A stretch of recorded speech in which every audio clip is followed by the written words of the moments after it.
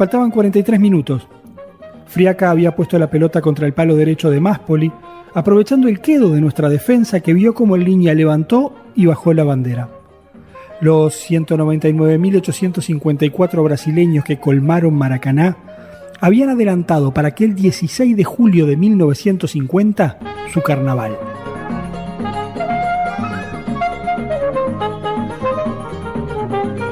Pero Obdulio entró en el arco y agarró la pelota que estaba contra la red. Se la puso bajo el brazo, la lanzó hacia adelante, se saludó con Roque y sin hablar inglés, luego de reclamarle a la terna británica que no hablaba español, arrancó hacia la mitad de la cancha para comenzar a construir la hazaña.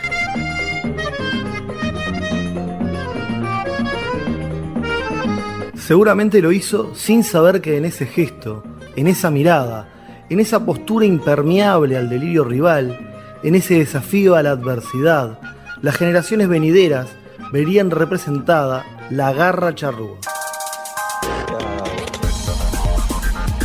¡Qué historia, una historia! 10-11 Podcast.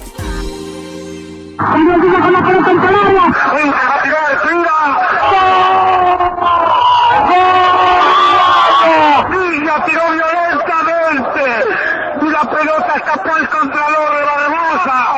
Villa acaba de conseguir el segundo tanto para Uruguay.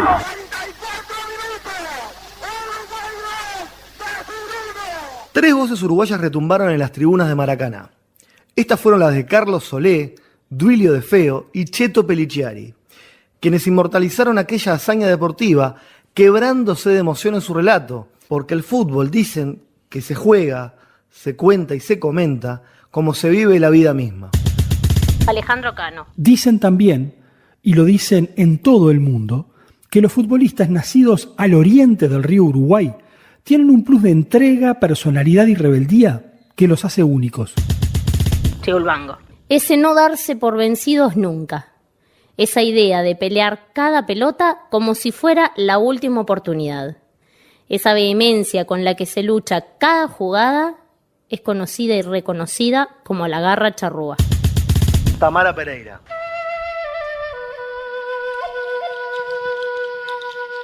Pero la herencia charrúa, y al decir charrúa incluimos a todos los grupos y etnias que poblaron este suelo previo a la llegada europea. ¿Realmente se limita a esa especie de arrebato impulsivo que sabemos mostrar cuando algo no nos gusta, nos parece injusto o nos desafía porque antes nos mojaron la oreja y al que llamamos garra? A lo largo de la historia, Uruguay ha construido un nacionalismo sin indios, donde la invisibilización de su cultura, desde por lo menos la segunda mitad del siglo XIX, ha sido en algunos casos sutil y hasta discutible, y en otros lisa y llanamente frontal. En el año 1925, el Consejo Nacional de Administración afirmaba en el libro del Centenario que publicó el Ministerio de Instrucción Pública que Uruguay era la única nación de América que podía hacer la afirmación categórica de que dentro de sus límites territoriales no contenía un solo núcleo que recuerde su población aborigen. Asegurar la no existencia de nativos era, por un lado, mostrar la capacidad política y militar de haber dado solución a una percepción que se imponía un siglo atrás en el entonces país naciente, respecto a que al norte del Río Negro reinaba la anarquía debido al saqueo de estancias, robo de ganado y enfrentamiento entre hacendados e indígenas.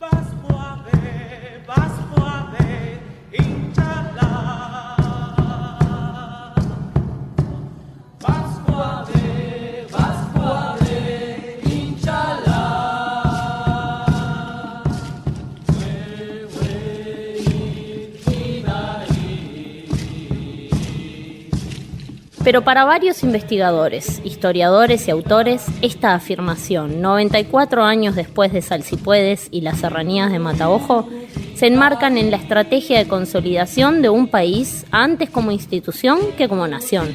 El escritor uruguayo Gustavo Verdecio, doctor en literatura latinoamericana por la Universidad de Northwestern, entiende que el éxito del discurso que declara la extinción de los indígenas es casi total, y que el mismo es promovido por los aparatos de reproducción ideológica del Estado, al punto que el mito que postula que Tacuabé, Baimaca Pirú, Guyunusa y Senaqué fueron los últimos charrúas le da un cierre poético a la narrativa de la extinción, con lo que fue su traslado a Francia, para ser exhibidos y estudiados como representantes de la barbarie.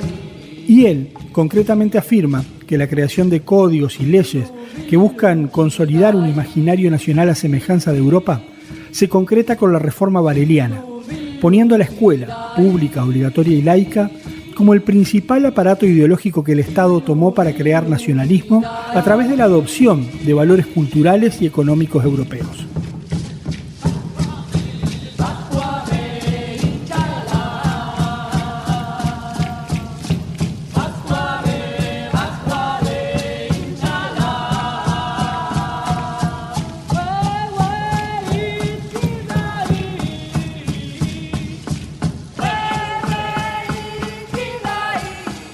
Y a favor de esa idea, quienes pasamos por la escuela pública seguramente recordaremos que recitamos alguna vez de Fernán Silva Valdés, aquel poeta uruguayo señalado como el más representativo de la corriente denominada nativista, el poema El Indio, del que escucharemos un fragmento tomado del Museo de la Palabra del Sodre. El indio venía no se sabe de dónde.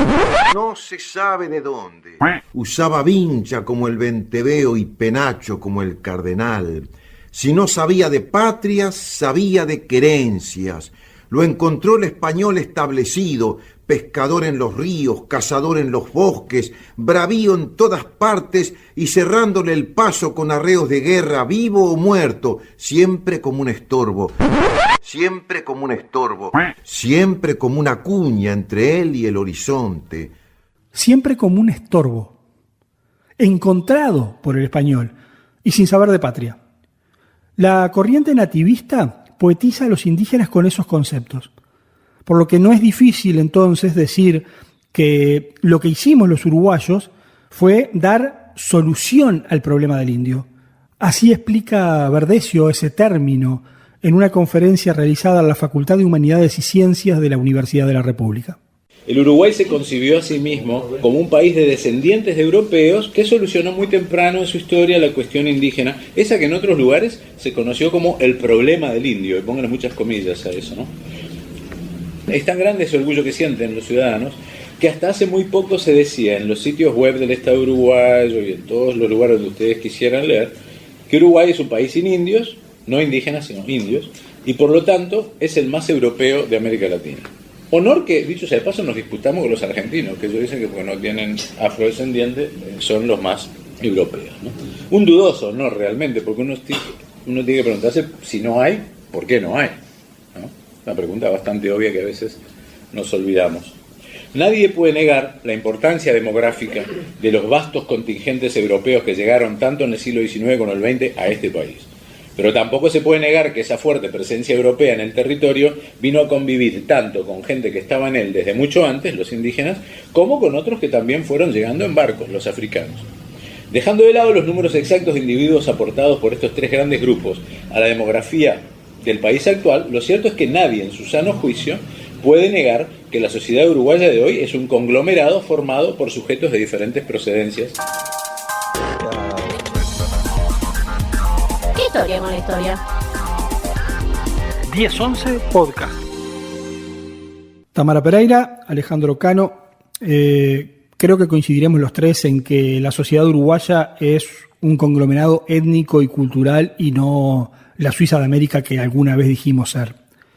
Ahora, ¿qué rol le damos a las minorías étnicas, especialmente las indígenas, en la construcción de nuestra identidad? ¿Es apenas un papel decorativo las luchas independentistas? ¿Qué hay del legado indígena en el choque cultural? ¿Fue el indio un problema durante el proceso emancipatorio o no lo era porque integraba el ejército? Y finalmente, ¿por qué nos cuesta tanto ver, reconocer, aceptar la usurpación de territorios y la política de exterminio de los indígenas? Primeras preguntas planteadas para el primer intercambio de este capítulo 0 de ¿Qué historia con la historia? En 1011 Podcast, que dimos en llamar Uruguayés, Orientalidad y Garra Charrúa.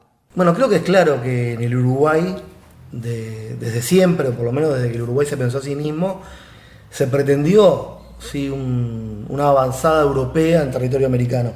Y eso naturalmente sí se vio plasmado y se sigue viendo plasmado con mínimos retoques retoques más de conveniencia política y de circunstancia, en una nación conformada por europeos, particularmente europeos mediterráneos, pero europeos en general, que está en América, una suerte de colonia devenida en república sin influencia de la cultura autóctona, como tampoco, o por lo menos la tiene de una manera, digamos, marginada, y si se me permite el término, que es horrible, pero creo que es descriptivo, controlada también a otras minorías, como en el caso de los afrodescendientes. Y creo que en ese caso es notorio que el Estado uruguayo ha tenido, tiene y ojalá cambie, pero soy bastante pesimista al respecto, tendrá una visión en ese sentido. Desde el sistema educativo, desde la forma de transmitir la imagen de nuestros indios, siempre con el charrúa por delante y por encima de todos los otros grupos presentes en el territorio, la información que a nosotros nos llega desde niños es el indígena recolector, pescador, cazador, nómade, como si esto significara una desconexión completa de el indígena con los límites y con la constitución del territorio en el que estaba, donde en realidad el indígena estaba súper conectado con los ciclos de este territorio, con los límites del territorio, con los vecinos y con el encuentro con otros grupos, porque de hecho, si bien se habla de los charrúas como nuestros indígenas, tenemos claro que había una presencia importante de otros grupos. Y para mí esto nos ha llevado como sociedad a tener una gran confusión y a tener desdibujada la imagen de los indígenas presentes en el territorio y que estuvieron en toda la parte de la construcción del Uruguay, en todo el intercambio, en todo este proceso de ida y vuelta, de herencia, de costumbres y de intercambio con los españoles y con los portugueses que llegaron. Mi preocupación pasa más por esa imagen desdibujada, casi una caricatura de la que hemos estado hablando en otros momentos, de poco real y poco fiel a lo que fue realmente ese cruce de culturas y de los distintos grupos con los europeos. A mí me gustaría agregar dos cosas.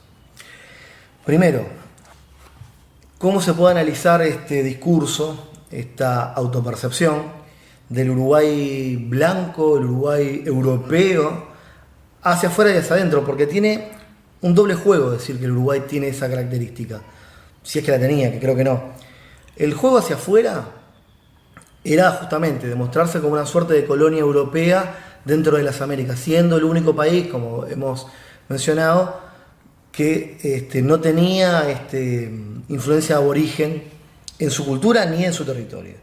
Eso lo ponía en un lugar de excepcionalidad de todas las Américas. Era una excepcionalidad hemisférica en ese caso. Ese es el mensaje hacia afuera, que en esa época, a su vez, también podía funcionar como un llamador migratorio. Usted no va a tener problemas que va a tener en cualquier otra parte de América que elija. Acá eso no lo va a tener. Eso es parte de un juego perverso que a su vez también se reproducía y quedaba ligado a ese mismo discurso a la interna del país, en la cual un discurso en el cual Uruguay es un país de blancos o de europeos o de descendientes de europeos, tiene una clave de sometimiento que es, por un lado, étnica y por otro lado, y en simultáneo, de clase social. Entonces ahí se activa un juego muy perverso en un mismo discurso y en varias direcciones. Y me parece que es lo primero a señalar. Lo segundo, y es en lo que también estoy de acuerdo con lo que decía Tamara y apoyando lo que ella dice, es que el indígena en el relato oficial no solamente se lo describe como inexistente en los tiempos modernos del Uruguay, sino que aparte hay como una visión totalmente disociada de lo que era el indígena. Por un lado es el recolector, por un lado es un tipo que mira al cielo y que está como casi en una actitud pasiva en el territorio, y por otro lado era indómito. Bueno, habrá que ver qué tanto una cosa y qué tanto la otra, pero seguramente es que esta visión que nos llega a través de las estructuras del Estado, las estructuras educativas del Estado me refiero, claramente no es cierta. Evidentemente peca de falsa, de que es notorio que hay una ausencia importante ahí. Más que de falsa, yo lo pondría de manipulada, de omisión de la información real, porque en definitiva sí, pescadores, cazadores, también estrategas por una cuestión obvia del conocimiento además del territorio y de las características de todo el ciclo de la vida del territorio. Todo esto lleva a que se desdibuje esa idea en el imaginario, también para la construcción de la identidad hoy en día. Yo coincido y creo que ahí la clave está en no verlo como el recolector o a veces el guerrero, sino que era un pueblo que tenía todas esas características juntas y que era algo así incluso antes de la llegada de los españoles. Tenían conflictos con otras tribus, lo normal en cualquier etnia humana. El tema es que se ha hecho con eso un discurso muy edulcorado y muy funcional, y por eso es que es perverso y por eso es que es mentira, a el Uruguay blanco, y bueno, se extinguieron y al final no dejaron nada de su cultura porque era una cultura muy pobre y bueno, y como eran nómades tampoco hay mucha cosa y no hay construcciones y no hay nada básicamente. Bueno, no es así o no es tan así por lo menos, seguramente. ¿Qué historia es una historia? 1011 Podcast. Sin querer ser defensor de Rivera ni nada que se le parezca, atribuir el exterminio de los charrúas a nuestro primer presidente parece un simplismo que se asocia mucho más a quitarnos la culpa como sociedad que a reconocer que optamos por eliminar radicalmente lo que se entendía un problema. Pero, a pesar de haber creído que le dimos solución, entre comillas, obvio, a este problema, estudios genéticos muestran que al menos un tercio de la población de nuestro país tiene genes indígenas por el lado materno. Prefiero hablar con un filósofo sueco que con un indio guatemalteco, y tengo más en común con un rumano que con un cholo boliviano. ¿Qué sería del Uruguay si hubiéramos optado por otra alternativa? ¿Cómo serían los charrúas si no hubiera existido Eso Sí Puede? ¿Qué hubiéramos hecho nosotros en 1830? No me jodan más, no somos latinos, no me jodan más, no somos latinos, yo me crié acá en la Suiza del Sur.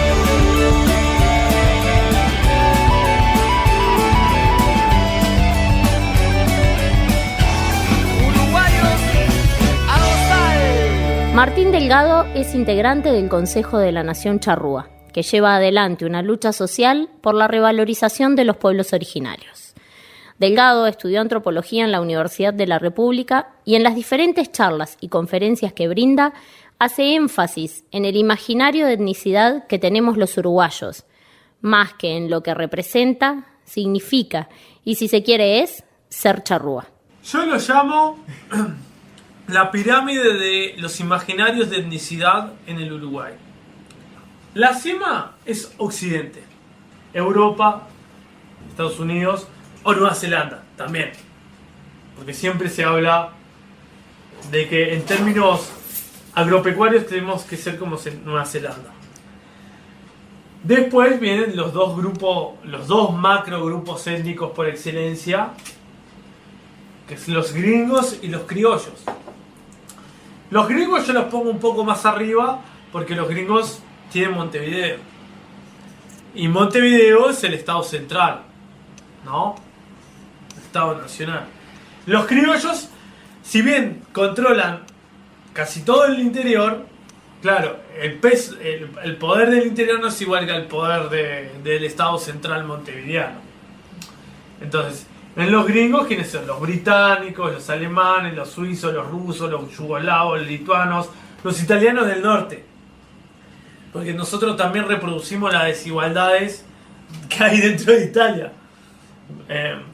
Y dentro de los criollos, los vascos, los gallegos, los canarios, los castellanos, los italianos del sur, y esa figura muy difusa que es el paisano, que puede ser, que en realidad el paisano es como para hablar de un mestizo, pero sin decir que es mestizo. Y después hay un gran conjunto de personas que se autoidentifican como uruguayos, que esos uruguayos en realidad se identifican como una mezcla de gringo y criollo, como un sujeto sin una etnicidad particular, sino que incorporan absolutamente el imaginario del Estado Nacional. O sea, son uruguayos, pero ellos asumen que sus probables antepasados son gringos y criollos. En la base está los indígenas y los afrodescendientes. Ese es como el imaginario más degradante para la sociedad uruguaya. Y obviamente Latinoamérica. Y todo lo que se asemeja a Latinoamérica, porque hablar de Latinoamérica para el imaginario nacional es hablar de indígenas y afrodescendientes. O de un mestizaje con indígenas y afrodescendientes. Por eso es que también van los inmigrantes latinos. O sea, los inmigrantes de otras partes de América Latina que están llegando, los cubanos, los dominicanos, los peruanos, los colombianos, los venezolanos. Entonces, la discriminación que hay actualmente, la brutal xenofobia que hay actualmente contra los inmigrantes que están llegando, es porque se los asocia a Latinoamérica, que es parte del mundo no occidental, ¿no? De lo afro y de lo indígena. Es algo pobre. Es un relato muy aporofóbico, ¿no? ¿Qué historia con la historia? 1011 Podcast. Bueno, en principio estar de acuerdo con el imaginario, o con la pirámide imaginaria social que escribe Delgado. Primero, de acuerdo con la figura, porque es notoriamente una pirámide. Y luego, bastante de acuerdo también con la estratificación interna que le da a esa pirámide. Primero porque hay una visión en ese imaginario social, como él bien señala, de que lo occidental, lo europeo particularmente, está en la cima.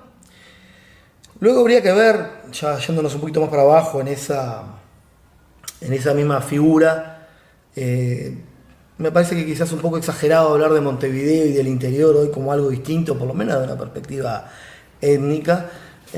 Hablar de gringos y criollos hoy me resulta un poco atemporal, pero bueno, en términos generales se puede estar de acuerdo. Lo que lamentablemente es ineludible estar de acuerdo, y más tratando este tema, es que en la base de la pirámide se encuentran los descendientes de indígenas, los afrodescendientes, y también en ese imaginario social, con esa carga tan despectiva y tan anacrónica, pero que lamentablemente permanece en vigencia pese a estar fuera de cualquier conocimiento científico, están los migrantes latinoamericanos, porque caen en la redada, por decirlo de alguna manera, de percibírselos como o indígenas o afrodescendientes o una mezcla entre esos grupos. Entonces, creo que es interesante el planteo, pero creo que más allá de estar de acuerdo con cómo se plantea el problema, lo que también nos debe interpelar hoy es, bueno, si estamos de acuerdo en cuál es el problema, ¿cuáles son las estrategias para desmontar esto? Porque si tenemos la ciencia de nuestro lado, estamos de acuerdo en la visualización del problema, lo que quizás haya que plantearse es cómo combatir y destruir algunos aspectos como este que acaba de escribir Delgado, que son perniciosos para toda la sociedad, porque estas escalas terminan siendo eso, perniciosos para todos, y creo que eso es lo que hay que sobre todo subrayar al final del día cuando uno plantea este tipo de cosas. Tomando la figura de la pirámide y el concepto de autopercepción, me engancho con algunos estudios estadísticos donde el cambio más importante en Uruguay surge en números desde el momento en que en los formularios y en los estudios estadísticos se empieza a introducir, en consecuencia de algunos cambios por movimientos sociales, se empieza a introducir la pregunta o el planteamiento de con qué etnia la persona se identifica. En el censo de 1895 en Uruguay este dato estaba presente, si bien presentado a modo de observación, se registraba la etnia a la que pertenecía la persona a través de la observación, quien hacía el censo lo escribía, no se le preguntaba a la persona a qué etnia pertenecía. Esto dejó de estar presente en los estudios estadísticos de la población en Uruguay hasta mucho tiempo después. Estamos hablando de los años 90, donde realmente empieza a presentarse esta pregunta y a considerarse a qué grupo étnico pertenecen las personas. Y empiezan a surgir los datos estadísticos y del Estado en ese momento. Es ahí entonces que empieza a tener el Estado herramientas estadísticas, información científica, lo empieza a tener a disposición para eventualmente desarrollar estrategias. Y estrategias de inserción social, de cambios de conceptos, de lo que fuera necesario, ¿verdad? Entonces, lo que no estaríamos encontrando es el cambio, o yo no lo estoy visualizando, el cambio en lo que hablábamos hoy, la forma de presentar las cuestiones de las etnias en el sistema educativo, principalmente para poder ir modificando todas las cuestiones de distinción, de segregación, de discriminación que se presentan en la sociedad. Desde el Estado, prácticamente a modo de sistema, se ignoraron estos elementos durante mucho tiempo y esto dificulta el estudio de los antropólogos y los sociólogos sobre el real desarrollo de las minorías en el Uruguay. Esto implica que los datos de los indígenas y los datos de los afrodescendientes que se tienen son precarios. Recién ahora hay una mayor consistencia en la información que se tiene.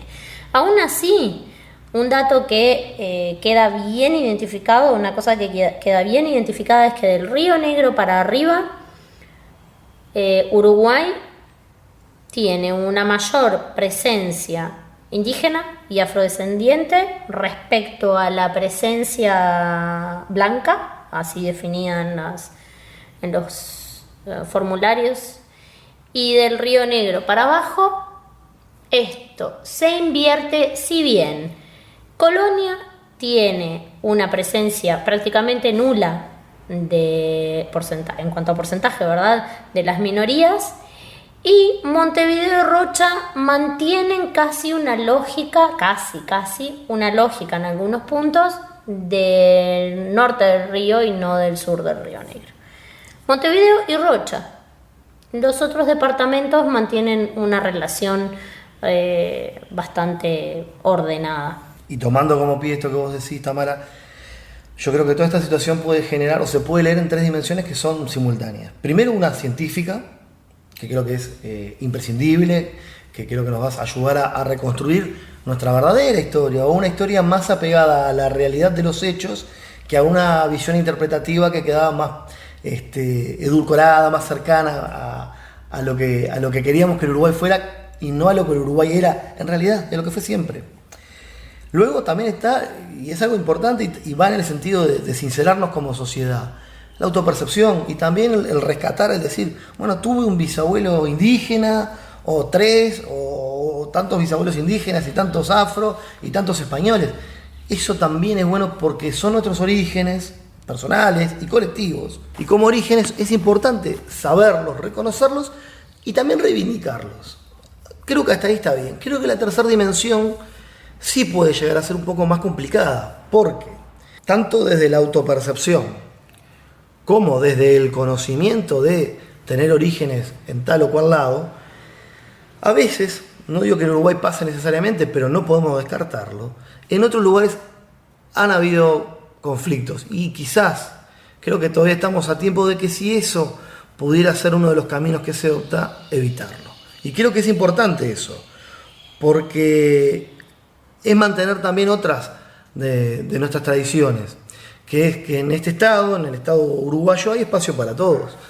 Y reivindicarse no es solamente una reivindicación, o mejor dicho, tiene que ser una reivindicación cultural, tiene que ser una reivindicación étnica, si así lo entienden, pero creo que otro tipo de reivindicaciones, como en otros lados se ha dado, y creo que acá en Uruguay todavía no, sería muy decepcionante para mí si así lo hicieran, no ha tenido lugar. Espero que no sea ese el camino por el que optan estas organizaciones que vienen, por lo que vi, trabajando con muy buenas intenciones. ¡Qué historia, una historia! 1011 Podcast.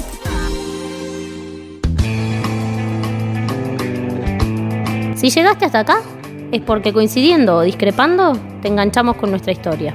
Si llegaste hasta acá, seguramente quieras saber cuándo y cómo vamos a continuar preguntándonos qué historia conecta. Todos los meses postearemos regularmente informes en esta línea.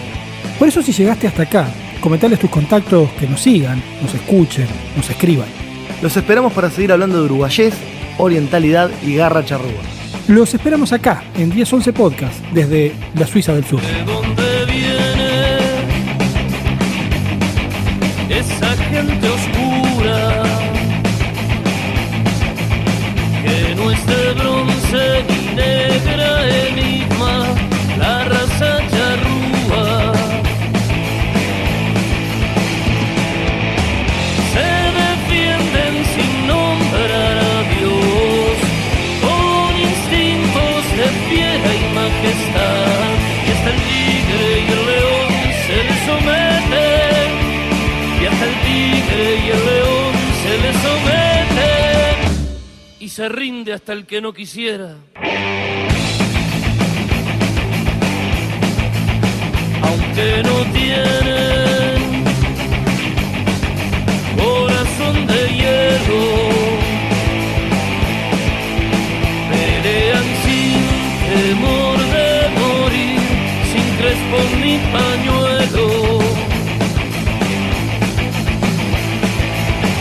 A nadie respetan sino Artigas, lo admiran por jinete valiente, porque no elude las fatigas, porque no elude las fatigas, para que se respete a esa gente.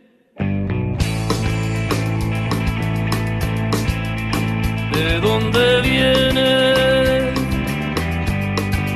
esa gente oscura que no es de bronce ni negra enigma, la raza charrúa? Según ellos es el gran cacique, saben que así no habrá quien les quite la libertad de su raza y nación, la libertad de su raza y nación, defienden con ardiente furor. ¡Hey!